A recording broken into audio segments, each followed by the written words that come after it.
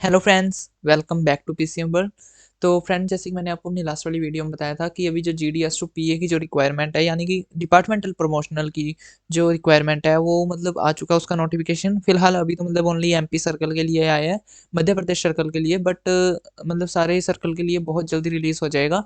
And आज की video में मेनली मतलब मैं आपको वही बताऊंगा कि एलिजिबिलिटी क्राइटेरिया क्या है। अगर आप एक जीडीएस हो, देन आपको कितने मिनिमम सर्विस ईयर्स चाहिए फॉर पीए बनने के लिए, एंड उसका क्या कुछ एग्जाम पैटर्न रहेगा, साथ के साथ में आप लोग कैसे अप्लाई कर सकते हो, वो सारी चीज़ें हम आज की वीडियो में डिस्कस करने वाले हैं। एंड जैसे मैंने आपको लास्ट वाली वीडियो में बताया ही था, तो ये मतलब जितने भी एलिजिबिलिटी क्राइटेरिया हो गया या फिर इनका एग्जाम पैटर्न हो गया, जो सर्विस वाला चक्कर हो गया, मतलब जितना भी एलिजिबिलिटी का सारा जो काम है, आप कैसे अप्लाई करोगे, वो सभी सर्कल के लिए सेम रहने वाला है। ऐसे नहीं है कि सिर्फ जो एमपी सर्कल का अगर मैं आपको आज बताऊंगा तो वो एमपी सर्कल के लिए वैलिड है। नहीं, वो ऑल ओवर इंडिया सभी सर्कल्स के लिए वैलिड है। अभी एमपी का रिलीज हुआ है, सो मैं आपको एमपी का ही बता दूंगा। बाकी जब भी सब सर्कल्स का रिलीज हो गया, आपको अपडेट मिल जाएगी, मैं कम्युनिटी डाल दूंगा उसके लिए। एंड बाकी हाँ फ्रेंड्स, चलो हम फटाफट से आज की वीडियो को स्टार्ट करते हैं। और आज की वीडियो को स्टार्ट करने से पहले अगर आप हमारे चैनल पे नए हैं तो मेरे चैनल को सब्सक्राइब कर लो, साथ साथ में बेल आइकन को प्रेस कर लेना। एंड अगर आपको आज की वीडियो अच्छी वीडियो को लाइक करें, ज़्यादा शेयर करें। एंड चलिए फ्रेंड्स, हम आज की वीडियो को स्टार्ट करते हैं। तो सबसे पहले तो यहाँ पे ना मैंने देखो India post employ portal open किया। देन यहाँ पे आ गई हमारे पास ये रिक्वायरमेंट एंड रिजल्ट वाला पोर्टल, वही मैंने आपको सभी वीडियो में काफ़ी बारी बता रखा है। एंड 20 जनवरी को ये जो नोटिफिकेशन रिलीज़ किया गया था, ये एमपी सर्कल के लिए है, बट सभी सर्कल के लिए बहुत जल्दी आ जाएगा। एंड अभी आप लोग देख सकते हो महाराष्ट्र सर्कल के लिए भी बल्कि आ चुका है। एंड राजस्थान सर्कल के लिए अभी तक नहीं आया, वो भी मतलब बहुत जल्दी आ जाएगा सभी सर्कल के लिए। एंड ये जो पीडीएफ है मैंने यहाँ पे डाउनलोड कर लिया है। अभी आप लोग देखो कि ये नोटिफिकेशन में क्या कुछ दे रखा है, तो फटाफट से मैं आप लोगों को बता देता हूँ। वीडियो को यार ज़्यादा लॉन्ग नहीं करेंगे, जो मेन मेन चीज़ें हैं सिर्फ वही डिस्कस करने वाले हैं हम लोग। इसका जो सब्जेक्ट है वो है लिमिटेड डिपार्टमेंटल कॉम्पिटिटिव एग्जामिनेशन, जिसको कि डिपार्टमेंटल एग्जाम भी कहा जाता है, LDCE, for promotion to the post of postal assistant. Circle office and regional office के लिए जो पोस्टल असिस्टेंट है उनकी वैकेंसी के लिए, पोस्टल असिस्टेंट जो पोस्ट ऑफिस के लिए है, and sorting assistant for RMS के लिए, from eligible officials for the vacancy year 2023। Eligible officials के लिए जो एलिजिबल जीडीएस हैं, उनके उनसे सीधा पोस्टल असिस्टेंट बनने के लिए यहाँ पे ये 2023 की वैकेंसी निकाली गई है एलडीसीई के द्वारा, जो कि 1/1/2023 से लेकर 31/12/2023 तक है। यानी कि 2023 की वैकेंसी है यार, आप बेसिक से ये समझ लो। The limited departmental competitive examination will be held on 12 March 2023, यानी कि 12 मार्च 2023 को ये जो एग्जाम है वो होगा एलडीसीई। अब इसका मैं नहीं कह सकता कि ये सिर्फ एमपी सर्कल के लिए है या ऑल ओवर इंडिया के लिए है, क्योंकि एमपी सर्कल का है, सो आप लोग मान के चलो कि एमपी सर्कल के लिए ही है। अदरवाइज मतलब ये सर्कल टू सर्कल वेरी कर सकता है। For the promotion of to the post of postal assistant, postal assistant ये सभी मैंने आपको बता दिया है अभी। And accordingly application are invited from the willing and eligible candidate in format enclosed. यहाँ पे इन्होंने एक फॉर्मेट भी एनक्लोज किया हुआ है, कैसे आप लोग फिलअप करना है वो आपके आज की वीडियो में आपको बता रहा हूँ। The schedule of activities of the examination is this. Date of notification 23/1/2023 को जो इसका ऑफिशियल नोटिफिकेशन है वो मतलब आ चुका है। शेड्यूल है, डेट ऑफ नोटिफिकेशन आ जाएगा कि इतनी तारीख को 23 जनवरी 2023 को इसका ऑफिशियल नोटिफिकेशन आ जाएगा कि कितनी पोस्ट है, कहाँ कहाँ पे कितनी वैकेंसी है, वो सभी के लिए आप लोगों की प्रेफरेंस के लिए। एंड 22 तो जैसे कि हो ही गई, एंड जब तक आप लोग ये वीडियो देखोगे तब तक इसका नोटिफिकेशन भी आ जाएगा। सो नोटिफिकेशन के ऊपर सेपरेट वीडियो अगर आप लोग कहोगे तो बना दूंगा। बाकी हाँ, ये सब भी कुछ सेम ही रहने वाला है, कोई बात नहीं। जब तक वीडियो आपके पास आएगी, क्योंकि अभी शेड्यूल करूंगा इसको, उसके बाद में आई थिंक 1 या 2 दिन के बाद में आप लोग देख रहे होंगे। देन उसके बाद में तब तक तो ये रिलीज भी हो गया होगा। उसके बाद में जो लास्ट डेट है इसकी एप्लीकेशन के लिए वो है 14 फरवरी तक, आप लोग अप्लाई कर सकते हो। एप्लीकेशन फॉर्म जो आप अगर डिविजनल ऑफिस में जाते हो 14 फरवरी तक। And receipt of daily field application forms, तो उसकी जो रिसिप्ट है वो आपको डिविजनल ऑफिस कंट्रोलिंग यूनिट से वेरीफाई करवानी होंगी। वो उसका ये जो डेट है वो 20 फरवरी तक है। उसके बाद में receipt of this application form at the circle office not daily verified, उसकी जो डेट है वो 23 फरवरी तक है। एंड आपका जो एडमिट कार्ड है वो आपको मिल जाएगा 6 मार्च को। एंड आपकी डेट ऑफ एग्जामिनेशन है 12 मार्च को। So okay, exam will be commence exactly at 10 AM in the और circles, and both the paper 1 and 2 will be conducted in continuity। तो ये सभी सर्कल के लिए सेम है, 12 मार्च को ही सभी सर्कल में पेपर होगा। ऑल ओवर इंडिया में जीजीएस टू पीए का पेपर होगा, जो कि सुबह 10 बजे स्टार्ट हो जाएगा।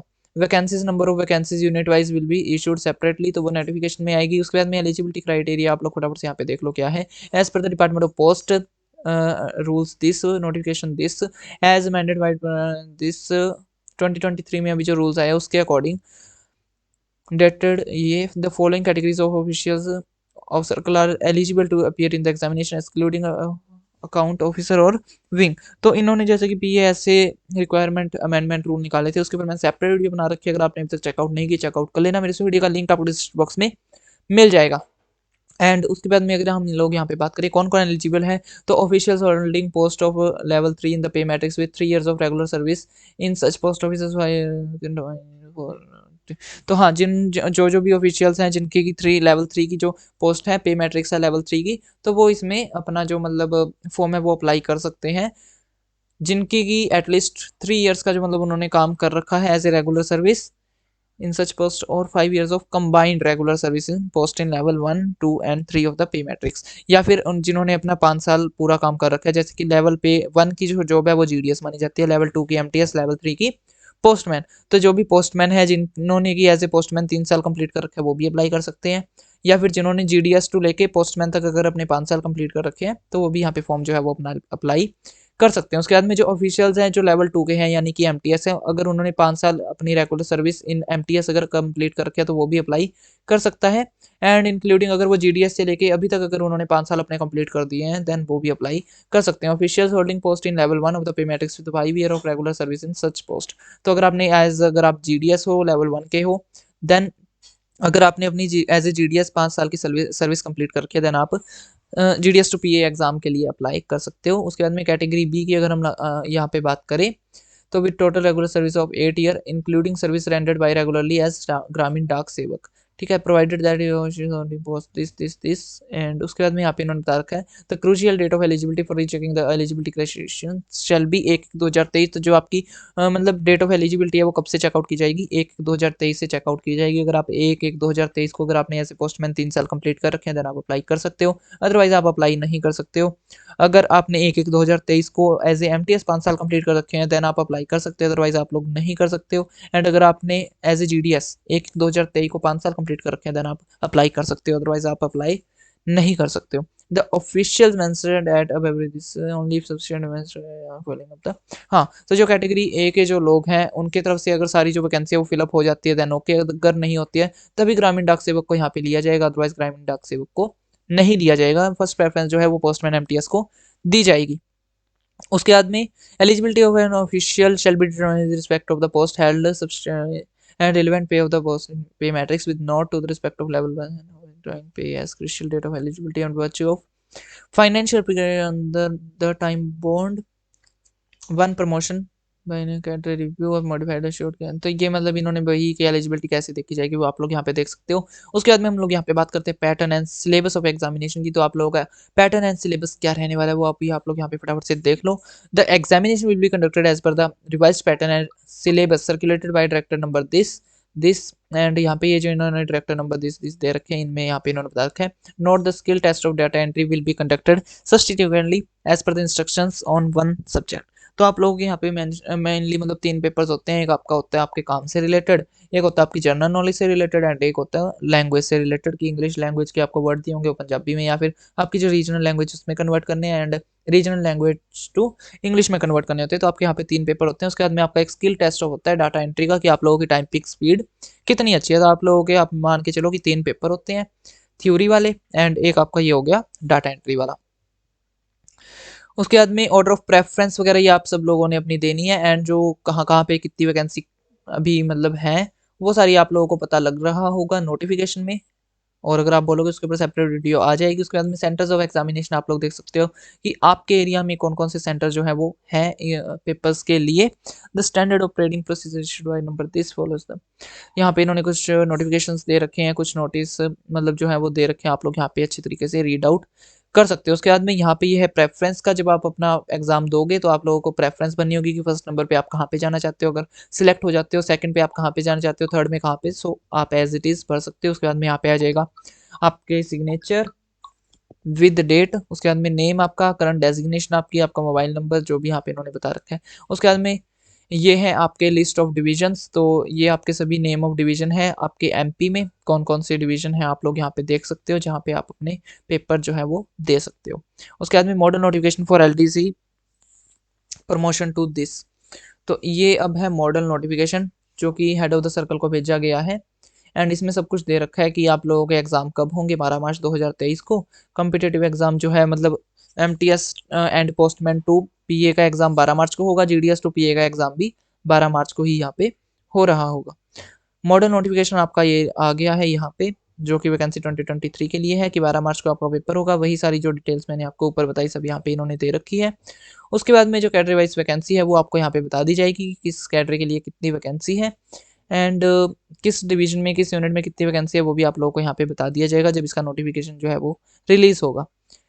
देन यहाँ पे वही है सब कुछ, pattern and syllabus same as it is सभी सर्कल्स के लिए रहने वाला है। उसके बाद में आप लोगों को जब अपना एप्लीकेशन फॉर्म फिलअप करना है तो आप लोगों को कैसे फिलअप करना है वो आप लोग यहाँ पे देख सकते हो। ये इसका है ये जो PDF है इसका आपको लिंक डिस्क्रिप्शन बॉक्स में मिल रहा होगा। अगर आपने अपना पेपर के लिए अप्लाई करना है 11 नंबर पेज को आपने प्रिंट आउट निकलवा लेना है। देन आप यहाँ पे कराओगे अपनी पासपोर्ट साइज फ़ोटो आपने यहाँ पे करनी है एंड आपका जो डिविजनल हेड है जो आपके SSP हैं उनकी तरफ से आपने यहाँ पे अटेस्ट करवानी है अपनी फ़ोटो। उसके बाद में यहाँ पे आ जाएगा आपका नेम, आपका जेंडर, आपका डेजिग्नेशन, कहाँ पे काम कर रहे हो, नेम ऑफ द डिवीजन आपका, उसके बाद में डेट ऑफ बर्थ एंड यहाँ पे आपने अटैच करनी है अपनी मैट्रिकुलेशन का सर्टिफिकेट जो आपके 10th की मार्कशीट है वो आपने सेल्फ अटेस्टेड यानी कि उसकी फोटोकॉपी सेल्फ अटेस्टेड है यहाँ पे आपने अटैच करनी है। उसके बाद में आ जाती है आपकी कैटेगरी, अगर आपकी कोई डिसेबिलिटी है PWD हो अगर आप तो आपने वो डाल देनी है, अदरवाइज रहने देना। उसके बाद में date of entry in the department, आप डिपार्टमेंट में कब आए वो आपने यहाँ पे डाल देना है। डेट ऑफ पोस्ट आपने कौन कौन सी पोस्ट यानी कब लिया है कि अगर आप जब लेवल 1 में थे आपने कौन सी पोस्ट कब से कब तक की है, लेवल 2 की पोस्ट कब से कब तक की है, लेवल 3 की पोस्ट कब से कब तक की है एंड अगर आप GDS हो तो आपने लिखना है कि आप GDS कब से कब तक अभी आप एलिजिबल रह चुके हो, मतलब कब आप GDS में आए थे, कब तक आप GDS रह चुके हो एंड टोटल एलिजिबल सर्विस की आपने ग्रामीण डाक सेवक में आए हुए अभी तक कितने साल हो गए हैं। उसके बाद में total eligible service as on 1/1/2023 को आपने टोटल सर्विस अपनी कितनी कर दी है। अगर आप GDS से आए हो तो आप GDS से ही यहाँ पे मान के चलोगे। उसके बाद में लेवल 1, लेवल 2, लेवल 3 इन तीनों में आपने टोटल सर्विस कितनी की है वो आप यहाँ पे लिखोगे। Length of engagement as GDS तो आपने GDS एज ए GDS कितने साल काम किया है वो आप यहाँ पे लिखोगे। Whether eligibility criteria A B as per eligibility criteria यहाँ पे आप लोग लिख देना। अगर कैटेगरी ए में एलिजिबल हो तो कैटेगरी ए, कैटेगरी बी में एलिजिबल हो तो कैटेगरी बी में। Whether working in APS army postal service में अगर आपने कभी काम किया है देन यस लिख देना, अदरवाइज नो लिख देना। Whether any penalty is in currency और डिसिप्लिन अगर आपके आगे कोई भी अगेंस्ट कोई भी अगर डिसिप्लिनरी एक्शन लिया गया है या फिर पेंडिंग है तो आप यस लिख देना, अदरवाइज नो लिख देना। उसके बाद में डिक्लेरेशन आ जाती है कि आपने सारी जो अपनी डिटेल्स है वो सही फिलअप की हैं एंड यहाँ पे आ जाएंगे आपके सिग्नेचर, डेट एंड प्लेस। उसके बाद में यहाँ पे आपका जो SSP है वो यहाँ पे करेंगे। अगर उनको आपका सारा कुछ काम ठीक लग रहा है देन वो आपको रेकमेंड कर देंगे, अदरवाइज आपको नोट रेकमेंड कर देंगे एंड यहाँ पे आ जाएंगे आपके SSP के साइन। उसके बाद में ये वही है ग्रामीण डाक सेवक GDS टू PA के लिए नोटिफिकेशन कि उनका पेपर कब तक होगा तो आप लोग यहाँ पे देख सकते हो। मेनली हमारे पास यही है कि अगर आप एक GDS हो देन आप कैसे अप्लाई कर सकते हो, आपकी एलिजिबिलिटी क्राइटेरिया क्या होना चाहिए वो इन्होंने यहाँ पे बता दिया है। 1/1/2023 को आपके 5 साल कंप्लीट हो जाने चाहिए। एज ए अमेंडमेंट रूल अभी जौन सा आया है वो 17/6/2022 से है।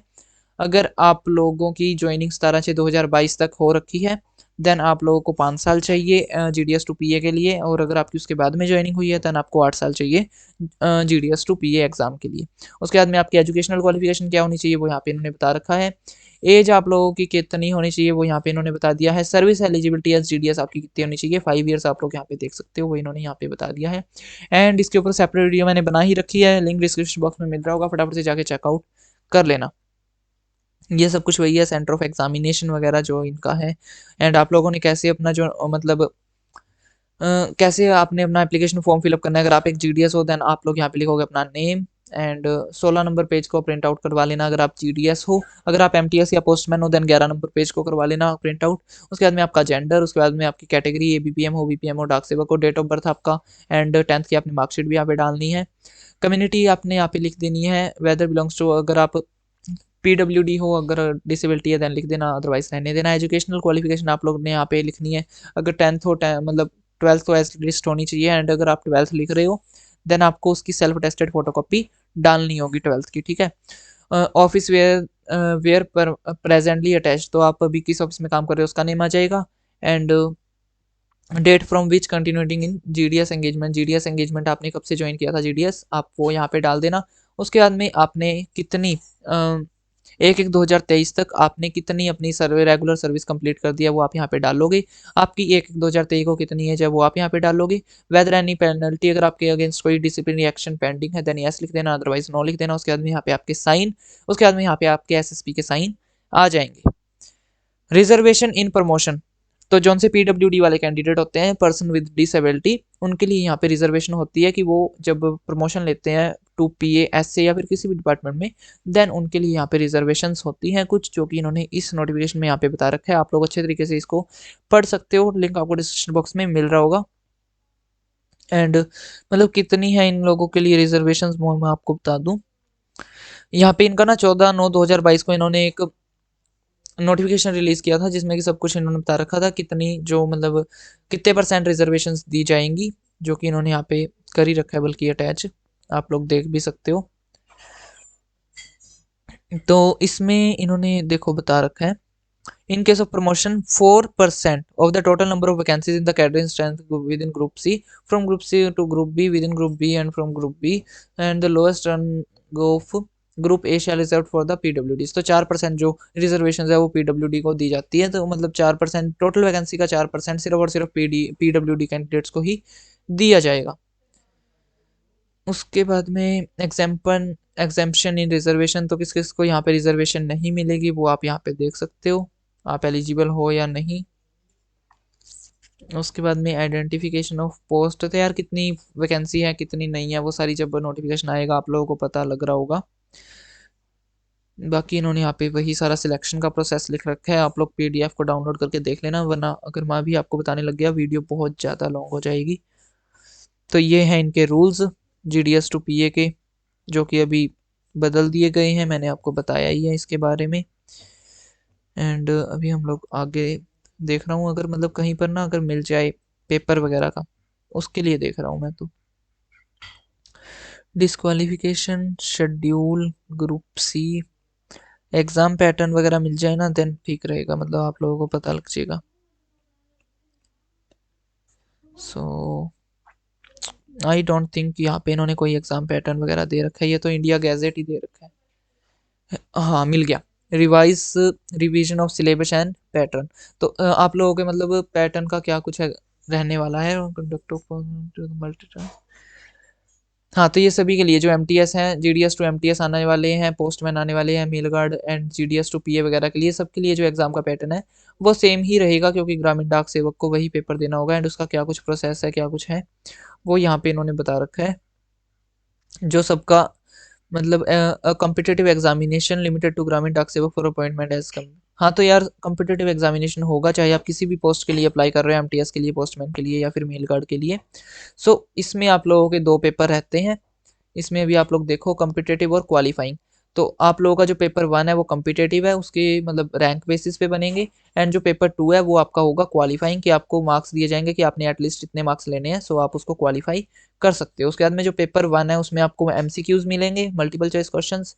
एंड पेपर 2 में आप लोगों को मल्टीपल चॉइस क्वेश्चन भी मिलेंगे एंड सब्जेक्टिव भी मिलेंगे। ठीक है, उसके बाद में number of questions as per syllabus, number of questions paper 2 में भी एज पर सिलेबस वो बता देंगे। मैक्सिमम मार्क्स आपको पेपर 1 के होते हैं 100 एंड पेपर 2 के आपको 50। और जो पेपर 1 को करने के लिए आपको 1 घंटा दिया जाएगा, पेपर 2 को करने के लिए भी आपको 1 घंटा दिया जाएगा। लैंग्वेज ऑफ क्वेश्चन पेपर की क्या रहने वाली है, क्वेश्चन पेपर की लैंग्वेज वो आप लोग यहाँ पे देख सकते हो, Hindi and English as well as in local language. तो लोकल लैंग्वेज में भी आएगा एंड हिंदी और इंग्लिश में भी आपको प्रोवाइड किया जाएगा, आप किसी भी लैंग्वेज में अपना जो पेपर है वो दे सकते हो। Language of answer paper not applicable. हाँ तो जो एमसीक्यूज है ना उसमें आपको लैंग्वेज ऑफ क्वेश्चन पेपर के बारे में मतलब कोई भी आप किसी भी मतलब ऐसी कोई दिया नहीं जाएगा, क्योंकि आप जिस भी लैंग्वेज में अपना मतलब क्वेश्चन पेपर ले रहे हो देन आपको उसमें बस टिक ही करना होता है कि ए है बी है सी है, वो क्या है वो आप लोग देख सकते हो। एंड जो मतलब आपका सब्जेक्टिव पेपर होता है उसमें आपको होता है आप जिस भी लैंग्वेज का क्वेश्चन पेपर ले रहे हो उसी के हिसाब से आपको आंसर करना है। उसके बाद में minimum qualifying marks subject to reservation policy of government. तो जो जैसे कि पेपर 2 क्वालिफाइंग है तो उसमें आपको एटलीस्ट अगर आप एससी या फिर बीसी हो, एससी या एसटी हो, देन 33% आपको हर एक पेपर में लेने होंगे क्वालिफाई करने के लिए। ओबीसी को 37 चाहिए एंड जो अदर्स हैं यानी कि यूआर हैं उनको 40% यहाँ पे चाहिए क्वालिफाइंग के लिए, आपको मतलब पेपर क्वालिफाई करने के लिए। सीटिंग वगैरह कैसी होगी, सिलेक्शन क्राइटेरिया कैसे होगा, आप लोग यहाँ पे अच्छे तरीके से देख सकते हो। उसके बाद में जो पेपर 1 है उसका क्या कुछ सिलेबस रहने वाला है आप लोग देखो। पोस्ट ऑफिस गाइड पार्ट रहेगा, सारे पोस्ट ऑफिस के जितने भी यहाँ पे इन्होंने टॉपिक्स दिए हुए हैं वही सब कुछ यहाँ पे आएगा। Type of post office, business hours, payment of postage, stamp and stationery, method of address, post boxes and post bags, duties of letter box and prohibited postal articles, product and services. ठीक है। और जो मतलब part B रहने वाला है paper 1 का, उसमें आपको आएंगे जनरल अवेयरनेस एंड नॉलेज के क्वेश्चंस, जिसमें कि ये सारे हैं। बेसिक अरिथमेटिक आएगा, मतलब पेपर 1 जो होगा उसमें आपके पार्ट ए और पार्ट बी दो रहेंगे। उसके बाद में जो आपका पेपर 2 होगा उसको भी करने को 1 घंटा दिया जाएगा। उसमें आपके 50 मार्क्स का पेपर होगा, जिसमें कि translation of words English to local language आएगा आपको, जैसे मैंने आपको बताया, translation of word from local language to English. And आपको एक लेटर लिखनी होगी जो कि 40 से 50 वर्ड में होनी चाहिए इन लोकल लैंग्वेज। एंड एक आपको पैराग्राफ लिखना होगा 40 से 50 वर्ड्स में इन लोकल लैंग्वेज। तो आपका पेपर 2 का सिलेबस कुछ ऐसा रहने वाला है। उसके बाद में जो आपका पेपर 3 है उसमें क्या होगा, वो होगा आपका क्वालिफाइंग।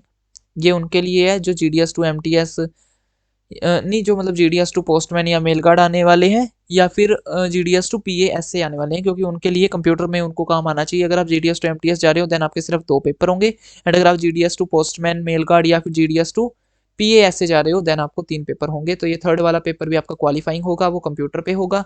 एंड इसके आपको जो मार्क्स है वो 25 मार्क्स होते हैं, 15 मिनट आपको दिए जाएंगे। एंड क्या है, बस टाइपिंग ही करना होता है इसमें, आप लोगों की टाइपिंग स्पीड यहाँ पे मैच की जाएगी। ठीक है। तो सिलेबस जो है वो सारा कुछ सेम ही रहने वाला है, आप लोग देख सकते हो। बस यहाँ पे क्या है कि पेपर एक और इंक्रीज हो गया है, जैसे कि पेपर पहले 1 एंड 2 था, तो अब इसका पेपर 3 भी यहाँ पे कर दिया गया है। लिखा हुआ है skill test of data entry for 15 minute on computer on the same day. तो यहाँ पे आप लोगों को 15 मिनट दिए जाएंगे कंप्यूटर पे डाटा एंट्री करने के लिए। एंड उसका मतलब 25 मार्क्स आपको दिए जाएंगे आपकी टाइपिंग स्पीड को देखते हुए। डाटा एंट्री ऑफ 100 की डिप्रेशन, तो आपकी 100 की डिप्रेशन होनी चाहिए, ±5% का दिक्कत नहीं है। 15 मिनट में 1000 की डिप्रेशन आप लोगों के होने चाहिए। उसके बाद में GDS टू PA के लिए सेम ही रहने वाला है, जो मैंने अभी आपको बताया। 3 पेपर होंगे, एक प्रैक्टिकल होगा। एंड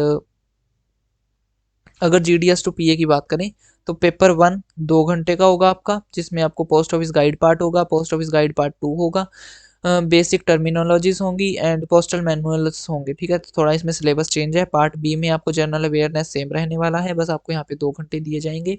रीजनिंग एंड एनालिटिक भी यहाँ पे आएगा। पेपर 2 के लिए वहाँ पे आपको 60 मिनट मिल रहे थे, यहाँ पे आपको 45 मिनट्स दिए जाएंगे। सब कुछ सेम है, आपको वही सब कुछ लिखना है। बस यहाँ पे जो लेटर है वो उसके थोड़े वर्ड्स बढ़ा दिए गए हैं। आपको 3 ऑप्शन में से एक लेटर करनी है। एंड जो पैराग्राफ है वो 40-50 वर्ड्स की जगह 100 वर्ड्स में लिखना है। एंड उसके बाद में अगर हम बात करें GDS टू PA जाने के लिए, आप लोगों की टाइपिंग स्पीड भी अच्छी होनी चाहिए। एटलीस्ट 1200 की डिप्रेशन होनी चाहिए इन 15 मिनट्स। ठीक है।